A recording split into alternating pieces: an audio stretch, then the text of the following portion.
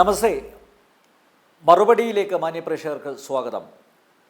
Communist പ്രസ്ഥാനത്തിൻ്റെ അനിഷേധ്യ നേതാവായിരുന്ന മുൻ MP-യും മുൻ MLA-യുമായിരുന്ന ശ്രീ കെ അനിരുദ്ധൻ്റെ മകൻ കസ്തൂരിയാണ് മറുപടിയുടെ ഈ അധ്യായത്തിലെ അതിഥി. ഹിന്ദു ഐക്യവേദി തിരുവനന്തപുരം ജില്ലാ അധ്യക്ഷനായി ഈയിടെയാണ് ശ്രീ കസ്തൂരിയെ തിരഞ്ഞെടുത്തത്. കസ്തൂരി അനിരുദ്ധനെ മറുപടിയിലേക്ക് സ്നേഹാദരങ്ങളോടെ സ്വാഗതം ചെയ്യുന്നു.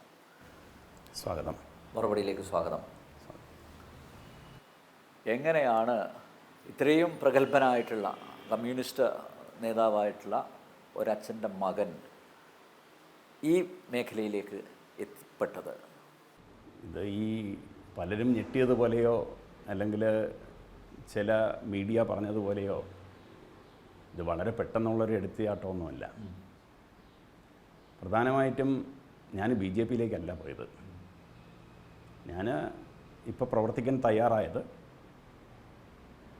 ഈ പറയുന്ന ഹിന്ദു ഐക്യവേദിയിലാണ്.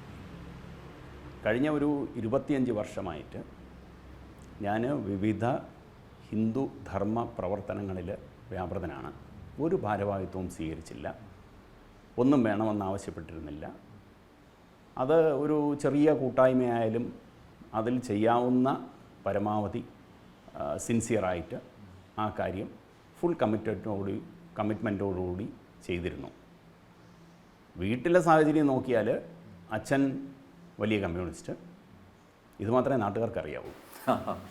പക്ഷേ അച്ഛൻ്റെ ബാക്ക്ഗ്രൗണ്ട് ആരും ചെക്ക് ചെയ്യാറില്ല. അച്ഛൻ്റെ അച്ഛൻ പൊട്ടക്കുഴി കൃഷ്ണൻ കോൺട്രാക്ടർ. അദ്ദേഹം അന്ന് ബ്രിട്ടീഷുകാരൻ്റെ കോൺട്രാക്ടറായിരുന്നു. തിരുവനന്തപുരത്തെ സെക്രട്ടേറിയറ്റ് പോലെയുള്ള പ്രധാനപ്പെട്ട ബ്രിട്ടീഷുകാരൻ്റെ പണി ചെയ്യിച്ചിരുന്ന കോൺട്രാക്ടറാണ്. വലിയ പ്രമാണിയായിരുന്നു തിരുവനന്തപുരത്തെ. അപ്പോൾ അച്ഛൻ്റെ ചെറുപ്പകാലത്ത് തന്നെ, വളരെ കൊച്ചിലെ സ്കൂളിൽ പഠിക്കുന്ന സമയത്ത് തന്നെ അച്ഛൻ്റെ അച്ഛൻ മരിച്ചു പോകുന്നു. അപ്പോൾ അച്ഛൻ്റെ മൂത്ത ജ്യേഷ്ഠനും ചേട്ടത്തിയും രണ്ടുപേരും ഏകദേശം അച്ഛൻ്റെ മാതാപിതാക്കളാവാനുള്ള പ്രായമുള്ളവരായിരുന്നു.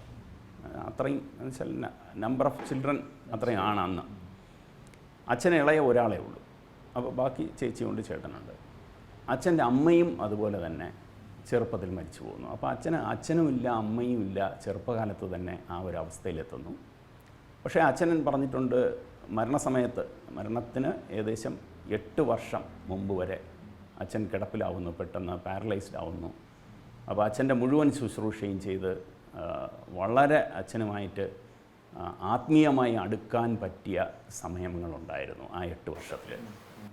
അപ്പോൾ അപ്പോഴും അച്ഛൻ പറഞ്ഞിട്ടുണ്ട്, അച്ഛൻ്റെ അമ്മ അച്ഛനെ ഇരുത്തി രാമായണം വായിപ്പിച്ചത് അച്ഛൻ പാടിക്കേൽപ്പിച്ചിട്ടുണ്ട് 90-ാം വയസ്സിൽ.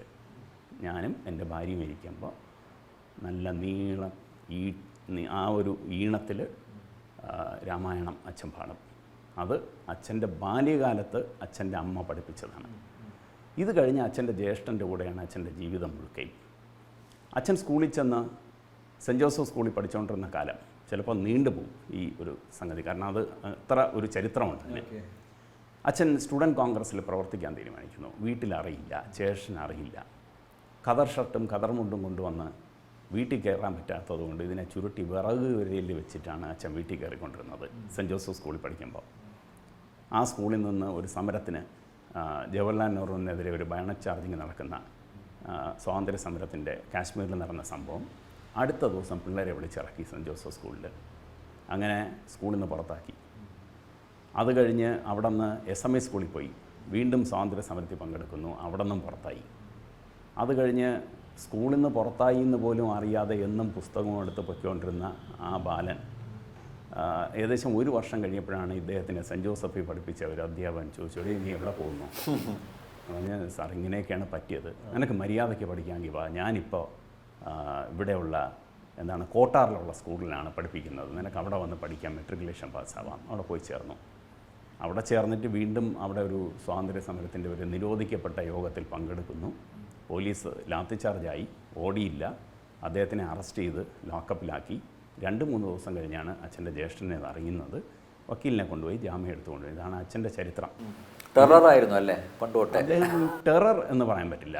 എന്താണ് ഒരു ഇഫ് ഈസ് കൺവിൻസ്ഡ് എന്ത് വന്നാലും ശരി, ഇനി മലയിടിഞ്ഞ് വീഴുന്നാലും ഓടില്ല എന്ന് പറഞ്ഞാൽ ഓടില്ല, ലാത്തി ചാർജ് വന്നാൽ ഓടില്ല. തിരുവനന്തപുരത്തെ പഴയ പോലീസ് ഉദ്യോഗസ്ഥന്മാർക്കെല്ലാം ഇദ്ദേഹത്തിന് അറിയാം. പല സമരങ്ങളുടെയും മൂർധന്യത്തിൽ നിൽക്കുന്ന സമയത്ത് സഖാവ് അനിരുദ്ധൻ അവിടെ എത്തിക്കഴിഞ്ഞാൽ പോലീസ് ലാത്തി ചാർജിന് തയ്യാറെടുത്ത് നിൽക്കുന്നവർ പുറകോട്ട് പോകുമായിരുന്നു. എന്താണ് ആ ഒരു മാസ്മര ശക്തി എന്നറിയില്ല. അദ്ദേഹത്തിന് അങ്ങനത്തെ അതെ, ഒരു ഒന്നിനും കൂസാത്ത, അതിന് എന്ത് വന്നാലും നേരിടാം എന്നുള്ള അങ്ങനത്തെ ഒരു മനുഷ്യനായിരുന്നു. അപ്പോൾ അദ്ദേഹത്തിൻ്റെ മകനാണ് ഞാൻ. ഈ പറഞ്ഞ തികഞ്ഞ ഭക്തനായ എൻ്റെ അപ്പൂപ്പൻ്റെ SNDP പ്രസ്ഥാനം തുടങ്ങുമ്പോൾ അതിൻ്റെ ആദ്യത്തെ ട്രഷററായിട്ട് ശ്രീനാരായണ ഗുരു അന്നത്തെ 1 രൂപ ചക്രമെടുത്ത് കൈ കൊടുത്തിട്ട് പറയുന്നു, നീയാണ് ഇതിൻ്റെ ട്രഷറർ, നിന്നെ മാത്രമേ വിശ്വസിക്കാൻ കൊള്ളാവൂ എന്ന് പറഞ്ഞ് ഏൽപ്പിച്ചു. അദ്ദേഹത്തിൻ്റെ പുത്രനാണ് ഈ പറയുന്ന നമ്മുടെ സ്വാതന്ത്ര്യ സമര പ്രസ്ഥാനത്തിലും അത് കഴിഞ്ഞ് കമ്മ്യൂണിസ്റ്റ് പാർട്ടിയിലും ചേരുന്നതും തിരുവനന്തപുരത്തെ ഈ മാർക്സിസ്റ്റ് കമ്മ്യൂണിസ്റ്റ് പാർട്ടിയുടെ ആദ്യകാല ഇതിൻ്റെ സംഘാടകൻ എന്ന് തന്നെ പറയാം. ആദ്യം വിരളിലെണ്ണാവുന്ന ഏതാനും പേരാണ് അക്കാലത്ത് CPIയിൽ നിന്ന് CPM ഉണ്ടാകുമ്പോൾ ഇതിനെ രൂപീകരിക്കാൻ വേണ്ടി ഇവിടെ മുഴുവൻ ബേസ് വർക്ക് നടത്തിയത്. അങ്ങനത്തെ ഒരു മനുഷ്യനാണ്. ഗവൺമെൻറ് മോഡൽ സ്കൂളിൽ പഠിക്കുമ്പം തന്നെ SFI അല്ലേ പ്രവർത്തനത്തിലുണ്ടായിരുന്നു സജീവമായിട്ട്. അതായത് 78 കാലഘട്ടം, 78 അടിയന്തരാവസ്ഥ പിൻവലിക്കുന്നത്, അടുത്ത ഇലക്ഷൻ വരുന്ന സമയം. അപ്പോഴാണ് സംഘടനാ സ്വാതന്ത്ര്യം വിദ്യാർത്ഥികൾക്ക് വീണ്ടും കിട്ടുന്നത്. ഞാൻ അല്ലാതെ തന്നെ ക്ലാസ് റെപ്രസെൻറ്റേറ്റീവ് ആയിരുന്നു. 5ാം ക്ലാസ് മുതൽ മിക്കവാറും എൻ്റെ ക്ലാസ്സിൻ്റെ റെപ്രസെൻറ്റേറ്റീവ് ഞാനായിരുന്നു. പക്ഷേ ഒരു 7ാം ക്ലാസ്സൊക്കെ ആയപ്പോഴത്തേക്കാണ് ഇത് വരുന്നത്, ഈ അടിയന്തരാവസ്ഥ പിൻവലിക്കുന്ന ഒരു സാഹചര്യം. 8ാം ക്ലാസ്സൊക്കെ ആയപ്പോൾ സജീവ രാഷ്ട്രീയമായി, കോളേജിലെ സ്കൂളിലെ SFIയുടെ നേതാവായി. 10ാം ക്ലാസ് വരെ അങ്ങനെ തന്നെ തുടർന്നു. അപ്പോൾ ഇതെല്ലാം ഗവൺമെൻറ് സ്കൂളിലല്ലേ അന്ന് പഠിപ്പിക്കുന്നത്, ഇന്നത്തെ പോലെ ഈ പ്രൈവറ്റ് സ്കൂളിൽ കൊണ്ടുപോയി. സഹപാഠികളിൽ ആരെങ്കിലും ഇപ്പം നേതൃനിരയിലുണ്ടോ? അന്നത്തെ ഇതിലുണ്ടായിരുന്ന സഹപാഠികളിൽ പലരും അത് കഴിഞ്ഞ് ഗവൺമെൻറ് ആർട്സ് കോളേജ്, പിന്നെ ഞാൻ തിരുവനന്തപുരത്തെ ഗവൺമെൻറ് എഞ്ചിനീയറിംഗ് കോളേജ്, അതിലെല്ലാം പലരും യൂണിയൻ ചെയർമാനായിരുന്നു. കോളേജ് യൂണിയൻ ചെയർമാനായിരുന്നു. അവിടുത്തെ SFIയുടെ യൂണിയൻ്റെ സെക്രട്ടറി ആയിരുന്നു, പ്രസിഡൻ്റ് ആയിരുന്നു. ആൻറ്റി റാഗിങ് സമരം ഞാൻ അവിടെ കോളേജിൽ എത്തുന്ന സമയത്താണ് SFI വളരെ സജീവമായിട്ട്, അത് പ്രത്യേകിച്ചും എടുത്ത് പറയേണ്ടത് ABVP-യുമായി ചേർന്ന് SFI ചെയ്ത സമരം റാഗിങ്ങിനെതിരെ.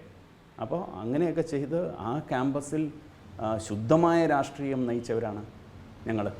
അന്നത്തെ അവിടുത്തെ SFI എന്ന് പറഞ്ഞാൽ പരീക്ഷയ്ക്ക് തുണ്ടുവച്ചെഴുതില്ല, കോപ്പിയടിയില്ല, മദ്യപിക്കില്ല, കഞ്ചാവ് വലിക്കില്ല, പെൺകുട്ടികളെടുത്ത് അപമര്യാദയായിട്ട് പെരുമാറില്ല. ഇങ്ങനെ കുറേ മോറൽ വാല്യൂസ് ഞങ്ങൾക്കുണ്ടായിരുന്നു. ഇന്നും പരിതാപകരമാണ് ക്യാമ്പസിലെ ലീഡേഴ്സ്. ഈ പറയുന്ന എല്ലാം ഉണ്ട്. SFI നേതാവായി കഴിഞ്ഞാൽ പരീക്ഷയ്ക്ക് വഴിക്ക് വെച്ച് പേപ്പർ എഴുതാം, അല്ലെങ്കിൽ പകരം ആളിനെ വെച്ച് എഴുതാം, ഇല്ലെങ്കിൽ ഏതെങ്കിലും അധ്യാപകൻ എഴുതി കൊടുക്കും. ഇന്ന് ഇതല്ലേ അവസ്ഥ. ഏതെങ്കിലും നല്ല എഡ്യൂക്കേറ്റഡ് ആയിട്ടുള്ള അന്നത്തെ, ഞാൻ ഇന്നും അഭിമാനത്തോട് പറയാനുണ്ട്, ഞങ്ങളുടെ ക്യാമ്പസിലെ കമ്മിറ്റി, എഞ്ചിനീയറിംഗ് കോളേജിലെ കമ്മിറ്റിക്ക് പങ്കെടുത്തുകൊണ്ടിരുന്നത് അന്നത്തെ സഖാവ് CP ജോണാണ്. അദ്ദേഹം അന്ന് SFIയുടെ സംസ്ഥാന കമ്മിറ്റിയുടെ പ്രസിഡൻറ്റോ സെക്രട്ടറിയോ ആയിരുന്ന ടേമുണ്ട്, 3 ടേം, 3 വർഷങ്ങളിൽ. അദ്ദേഹം തന്നെ കൃത്യമായിട്ട് ഓരോ യൂണിറ്റ് കമ്മിറ്റിയിലും പങ്കെടുക്കുമായിരുന്നു. അങ്ങനെ പരീക്ഷയ്ക്ക് പിള്ളേരെ ഇന്ന് ഈ പറയുന്നില്ല 100% പാസ്. ഇതുപോലെ എഞ്ചിനീയറിംഗിലൊരു ഇഷ്യൂ ഉണ്ട്.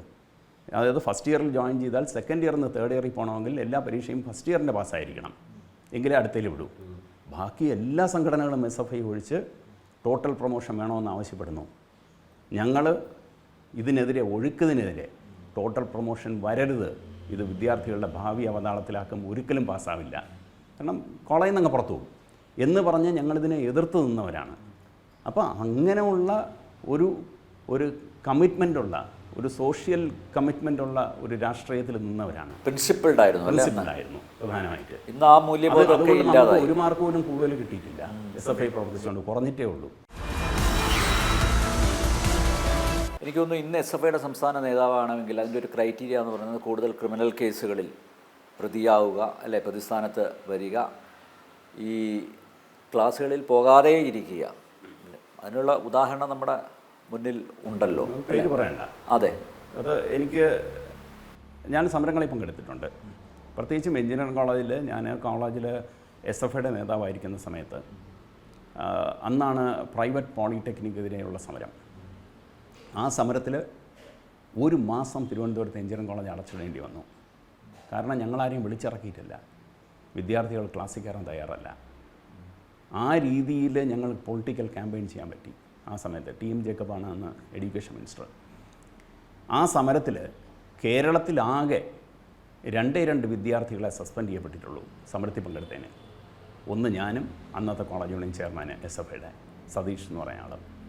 കേരളത്തിൽ മൊത്തം ഈ സംസ്ഥാനത്തിൽ 2 പേരെയാണ് അതിൽ നടപടിയെടുത്ത് കോളേജിൽ നിന്ന് പുറത്താക്കിയിട്ടുള്ളത്. പക്ഷേ പുറത്താക്കിയതിൻ്റെ അടുത്ത ദിവസം ഞാൻ കോളേജിൽ കയറി അറസ്റ്റ് ചെയ്യും. കോളേജ് മുഴുവൻ പോലീസാണ്. SFIക്കാർക്ക് വിദ്യാർത്ഥികളെ കൊണ്ടുവന്ന് ക്ലാസ്സിൽ നിന്ന് വിളിച്ചിറക്കാൻ പറ്റില്ല. മുഴുവൻ പേരും പറഞ്ഞു ഞങ്ങൾ ക്ലാസ്സിൽ കയറുന്നില്ല, കാരണം ഈ 2 പേര് ഞങ്ങളുടെ കൂടെയുള്ളവർ അവരെ സസ്പെൻഡ് ചെയ്തിരിക്കുന്നു, ഞങ്ങൾ ക്ലാസ്സിൽ കയറുന്നില്ല. സമരം തുടർന്നു.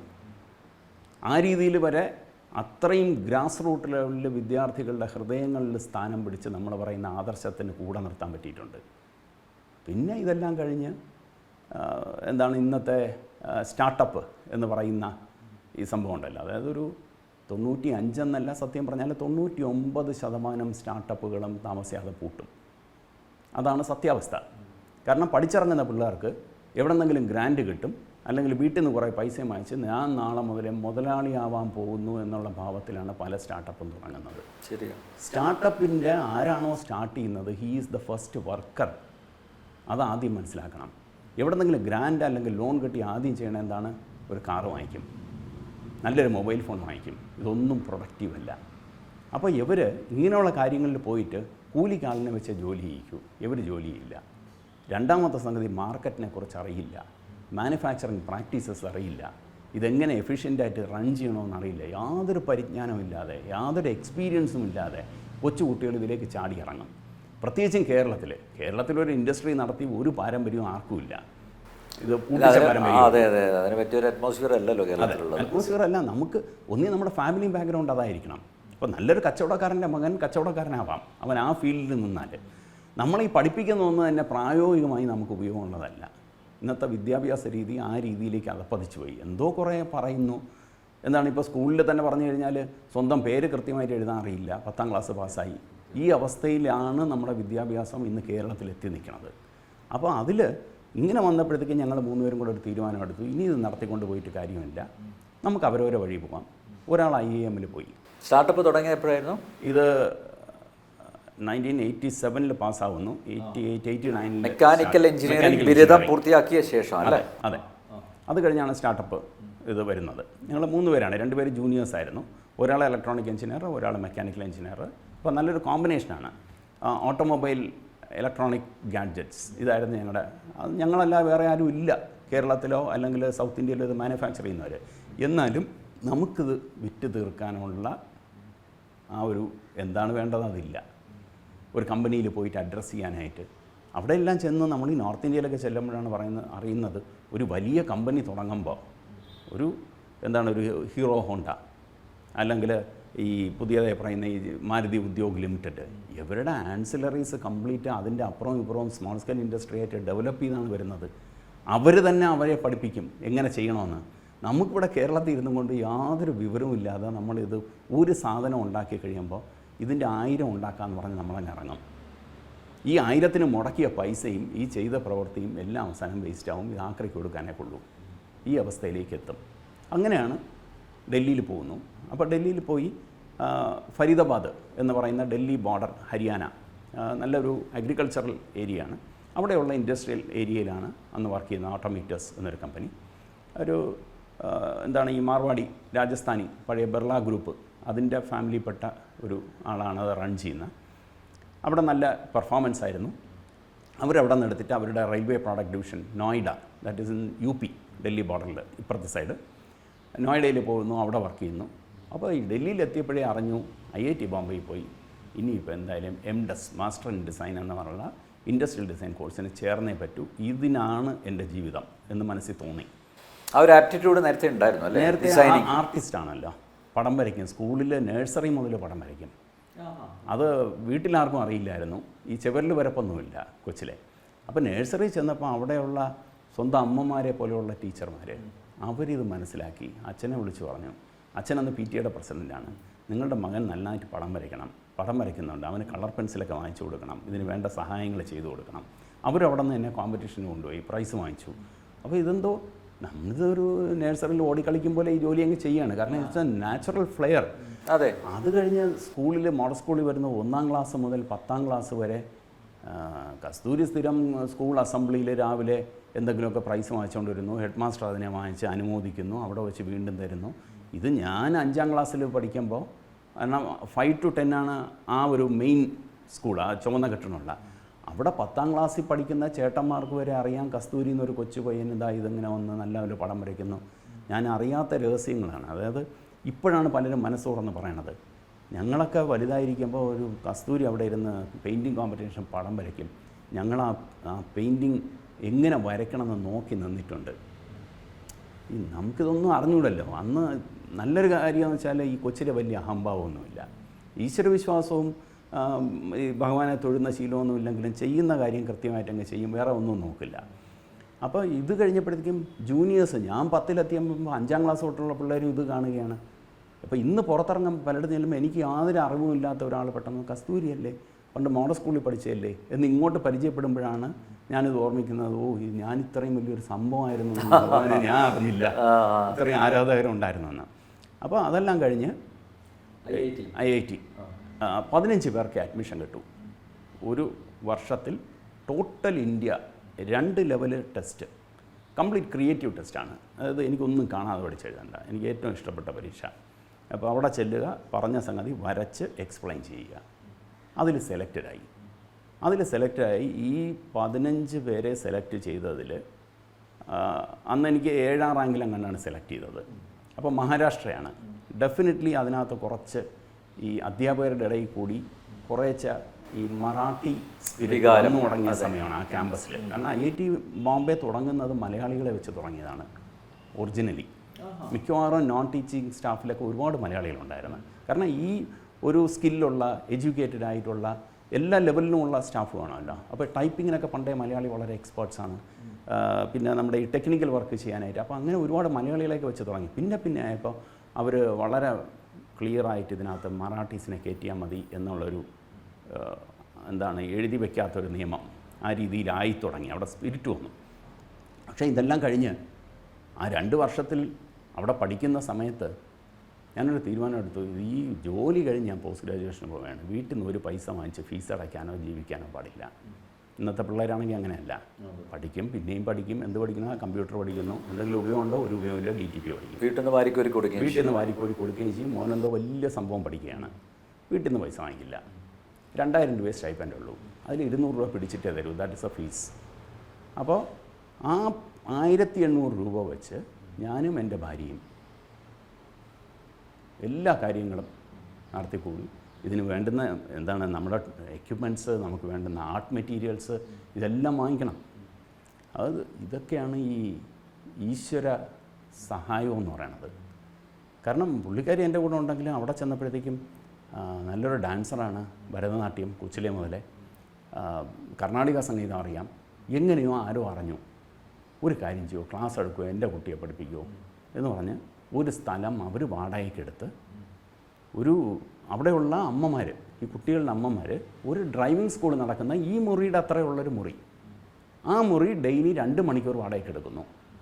എന്നിട്ട് അവിടെ കൊണ്ടുവച്ച് ക്ലാസ് നടത്തുന്നു. പുള്ളിക്കാരി ഇത് അവിടെ വെച്ച് സമ്പാദിക്കാൻ തുടങ്ങി. അത് കഴിഞ്ഞപ്പോഴത്തേക്കും അവിടുത്തെ ക്യാമ്പസിലൊരു സ്കൂളുണ്ട്. അവർ പറയുന്നത് ഇവിടെ സയൻസ് ടീച്ചറുടെ വേക്കൻസി ഉണ്ട്, ഒന്ന് വരുമോ? അപ്ലൈ ചെയ്യുന്നില്ല. അവിടെ ചെന്ന് അവിടെ പഠിപ്പിക്കുന്നു. പിന്നെ അത് കഴിഞ്ഞ് അവിടെ ക്യാമ്പസിൽ തന്നെ അത് പഠിക്കാൻ കയറുന്നു. എൻ്റെ കൂടെ മിക്കവാറും എല്ലാ ക്ലാസ്സിലും അധ്യാപകർ 15 പേരെ ഉണ്ടെങ്കിൽ 16ാമത്തെ ആൾ പുറത്ത് നിൽക്കുകയല്ലേ അകത്ത് കയറിയിരിക്കും എന്ന് പറയും. അതിൽ പാർട്ടിസിപ്പേറ്റ് ചെയ്യാം. She was one of the members of the same class. ആ രീതിയിലാണ് ട്രീറ്റ് ചെയ്യുന്നത് എല്ലാ സ്റ്റുഡൻസും എല്ലാ ടീച്ചേഴ്സും. അപ്പോൾ അങ്ങനെ ഞങ്ങൾ ശരിക്കും പറഞ്ഞാൽ ആഹാരത്തിന് വകയില്ല. കാരണം പ്രൈമറി ഈസ് എഡ്യൂക്കേഷൻ. അവിടെയാണ് ഒരു ഗുരുകുല വിദ്യാഭ്യാസത്തിൻ്റെ രീതി. അധ്യാപകൻ രാവിലെ മുതൽ വൈകിട്ട് വരെ ഒരേ സബ്ജക്റ്റ് പഠിപ്പിക്കുന്നു ഒരു ദിവസം. അങ്ങനെ ഒരു ദിവസം രാവിലെ തുടങ്ങിയാൽ വൈകിട്ടേ അദ്ദേഹത്തിൻ്റെ ക്ലാസ് തരും. ഇതിനിടയ്ക്ക് ചായ വാങ്ങിച്ച് തരുന്നത് അദ്ദേഹമാണ് ഈ എല്ലാ പിള്ളേർക്കും. രാത്രി എന്തെങ്കിലും സംശയം ഉണ്ടെങ്കിൽ ഇദ്ദേഹത്തിനെ വിളിച്ചു കഴിഞ്ഞാൽ അദ്ദേഹം വീണ്ടും അദ്ദേഹത്തിൻ്റെ വീട് ക്യാമ്പസിനകത്താണ്, ആ ഡിപ്പാർട്ട്മെൻറ്റിൽ വരും. ഇങ്ങനെ കമ്മിറ്റഡ് ആയിട്ടുള്ള അധ്യാപകർ. നമുക്കാണെങ്കിൽ ഇനി ജീവിതത്തിൽ 5 കൊല്ലം കഴിഞ്ഞ് വന്നതാണ്, പുറകോട്ട് പോകാൻ പറ്റില്ല, ഇത് തന്നെയാണ് നമ്മുടെ ശരണം, ഇതൊരു തപസ്സാണ് എന്ന് പറഞ്ഞുകൊണ്ട് ഒരൊറ്റ ദിവസം പോലും ആബ്സെൻ്റ് ആവാതെ ആ 2 വർഷവും മുഴുവൻ ക്ലാസ്സിൽ. എൻ്റെ ജീവചരിത്രത്തിൽ ഞാൻ അതുപോലെ എഞ്ചിനീയറിംഗ് കോളേജിൽ ഒട്ടുമേ ഇല്ല. ആർട്സ് കോളേജായാലും മോഡൽ സ്കൂളായാലും ഇടയ്ക്കൊക്കെ സംഘടനാ പ്രവർത്തനത്തിന് പുറത്ത് പോകും. ഇത് വേറെ ഒരു ചിന്തയും ഇല്ല. ഇതിൽ വരുന്നു, ഫസ്റ്റ് റാങ്കിൽ പാസ്സാവുന്നു. അവിടെ നിന്ന് അതിനൊരു സ്പെഷ്യലായിട്ട് ഒരു ആലംനിയുടെ ഒരു അവാർഡുണ്ടായിരുന്നു. ആ അവാർഡും കിട്ടി. അലക്സാണ്ടർ സാറാണ് അന്ന് ഗവർണർ. അദ്ദേഹമാണ് ഞങ്ങളുടെ കോൺവക്കേഷനിൽ ഇത് തരുന്നത്. ഫസ്റ്റ് പ്ലേസ്മെൻറ്റ് എവിടെയായിരുന്നു? ഫസ്റ്റ് പ്ലേസ്മെൻറ്റ് വിപ്രോയുടെ lighting division, Aurangabad. Campus selection. കാരണം ഫസ്റ്റ് റാങ്ക് ഹോൾഡറാണ്. പെർഫോമൻസ് കണ്ടു, കൊള്ളാം, അവർ സെലക്ട് ചെയ്തു. അന്ന് ഞങ്ങൾ 15 പേരിൽ സെലക്ട് ചെയ്ത് പോയതിൽ ഏറ്റവും കൂടുതൽ സാലറി തന്നത് എനിക്കായിരുന്നു. അപ്പോൾ അധ്യാപകരൊക്കെ പറയും, ഈ സാലറി ഒന്നും തരില്ല. ഞാൻ പറയും, സാർ നോക്കട്ടെ, കിട്ടുകയാണെങ്കിൽ കിട്ടട്ടെ എന്ന് പറഞ്ഞ് ലാസ്റ്റിൽ ഞാൻ പറഞ്ഞ സാലറി എനിക്ക് തന്നു. അന്ന് അന്നത്തെ ബേസിക്ക് 15,000 രൂപ, 8,000 രൂപയായിരുന്നു പലരും അന്ന് ബേസിക് ഓഫർ ചെയ്തിരുന്നത്. അപ്പോൾ അത് കിട്ടി. എന്നിട്ട് വിപ്രോയിൽ പോയി ചെന്ന് കയറി ഉടനെ അവർ ഇത് തരും. ഈ കോർപ്പറേറ്റിലെല്ലാം ചെന്ന് കഴിഞ്ഞാൽ what is your vision in your career, what will you do after 5 years, your plan after 10 years എല്ലാം പറഞ്ഞിട്ട് ഇങ്ങനെയൊക്കെ തരും. ഞാൻ കൃത്യമായിട്ട് എഴുതി വെച്ചു. 5 വർഷം കഴിയുമ്പോൾ ഞാൻ എൻ്റെ നാട്ടിൽ തിരിച്ചു പോകും. ചെന്ന് കയറുന്ന ദിവസമാണ്, ജോലി തുടങ്ങിയിട്ടില്ല. അപ്പോൾ അത് ഫില്ല് ചെയ്ത് തീരാനായിട്ട് 2 മണിക്കൂർ സമയമെടുക്കും. അത്രയും ഉണ്ട് ആ പേപ്പറുകൾ. ഞാൻ നാട്ടിൽ തിരിച്ചു പോകും. തിരിച്ചു ചെന്ന് ഞാൻ സ്വന്തമായിട്ട് അവിടെ ഒരു ഇൻഡസ്ട്രിയൽ ഡിസൈൻ കൺസൾട്ടൻസി തുടങ്ങും. എൻ്റെ നാട്ടിലുള്ള സ്മോൾ സ്കെയിൽ ഇൻഡസ്ട്രീസിന് ഞാൻ അതുവഴി എൻ്റെ കരിയർ ഉപയോഗിച്ച് സഹായിക്കും. കൃത്യം 5 വർഷം. അതായത് 93-95 കോഴ്സ് തീരുന്നു. 95 കഴിഞ്ഞപ്പോഴത്തേക്കും വിപ്രോയിൽ ജോയിൻ ചെയ്യുന്നു. ഔറംഗാബാദ്, ഇന്നത്തെ സംഭാജി നഗർ, പേരോർമ്മ. പിന്നെ അപ്പോൾ അവിടെയാണ് പോകുന്നത്. ഈ അജന്ത എലോറ കേവ്സ് എല്ലാം ഇതിൻ്റെ വളരെ അടുത്താണ്. Ajanta is little far, about 3 hours. Ellora is only ½ an hour. അപ്പോൾ അവിടെ ചെല്ലുന്നു. അപ്പോൾ ഇതിനിടയ്ക്ക് പറയാൻ പറ്റുമത്, ഈ ഇൻഡസ്ട്രിയൽ ഡിസൈനിൽ പോയപ്പം ഈശ്വരവിശ്വാസം കുറേ കൂടാൻ കഠിനമായി. ഒന്ന്, ജീവിതത്തിലെ കഷ്ടപ്പാട്, ഒന്നിന് സമയമില്ല. ഉറങ്ങുന്നത് കഷ്ടിച്ച് 2-3 മണിക്കൂർ ഒരു ദിവസം. ഞായറാഴ്ച അവധി എടുക്കുന്നില്ല, അന്നും ജോലി ചെയ്യുകയാണ് ഇതിൽ തന്നെ, ഡിപ്പാർട്ട്മെൻറ്റിൽ തന്നെ. അപ്പോൾ എത്രയും നമുക്ക് ആ അപ്പോൾ അധ്യാപകർ പറഞ്ഞിട്ടുണ്ട്, നിങ്ങൾക്കിത് 24 hours കോഴ്സാണ്. 2 കൊല്ലം കൊണ്ട് നിങ്ങൾ പഠിക്കുന്നത് 5 വർഷം പഠിക്കേണ്ടതാണ്. നിങ്ങൾ ആ രീതിയിൽ യൂട്ടിലൈസ് ചെയ്താൽ ഈ ഫെസിലിറ്റി നിങ്ങൾക്ക് നന്നാവാം എന്നൊരു ഉപദേശം ആദ്യം തന്നിട്ടുണ്ട്. അതുപോലെ തന്നെ ചെയ്തു. രാത്രിയും ഡിപ്പാർട്ട്മെൻറ്റിൽ പെർമിഷൻ വാങ്ങിച്ച് അവിടെ വർക്ക് ചെയ്യും. ഏറ്റവും കൂടുതൽ സമയം വർക്ക് ചെയ്തിട്ടുള്ളത് ഞാനാണ് എൻ്റെ ക്ലാസ്സിൽ. അപ്പോൾ ഇത് കഴിഞ്ഞിട്ട് എന്താ പറഞ്ഞു വന്നത്, നമ്മൾ ഈ കമ്മിറ്റ്മെൻറ്റ്, അല്ലെങ്കിൽ എന്താണ്, നമ്മളൊരു ഗുരുകുലത്തിൽ അങ്ങനെ ജീവിക്കണം. അധ്യാപകരെ ഈ ഒരു കൾച്ചറുണ്ടല്ലോ, അധ്യാപകൻ്റെ കൂടെ ഇരുന്ന് സേർട്ട് വഹിക്കാം, അധ്യാപകനെ പേര് വിളിച്ചാൽ മതി.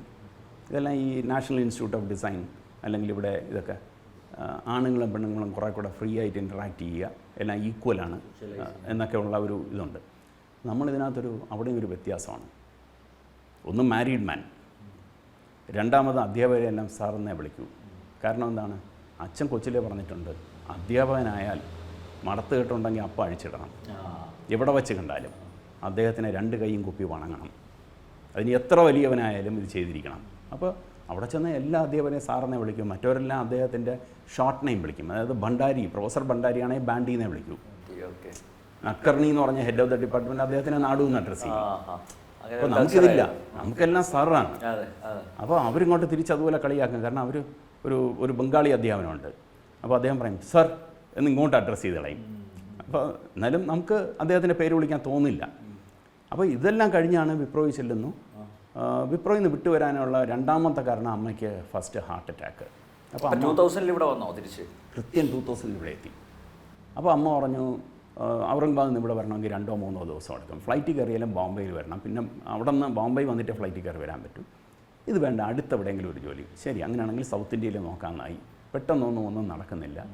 എന്തായാലും എന്ത് വരട്ടെ എന്ന് പറഞ്ഞിട്ട് അവിടെ നിന്ന് തിരിച്ചിങ്ങ് വരുന്നു. അപ്പോൾ ഈ ഇൻഡസ്ട്രിയൽ ഡിസൈൻ പഠിക്കാൻ പറ്റിയതെന്ന് വെച്ചാൽ, ഒന്നും കാണാതെ പഠിച്ച് പരീക്ഷയ്ക്ക് മാർക്ക് വാങ്ങിക്കാൻ പറ്റില്ല.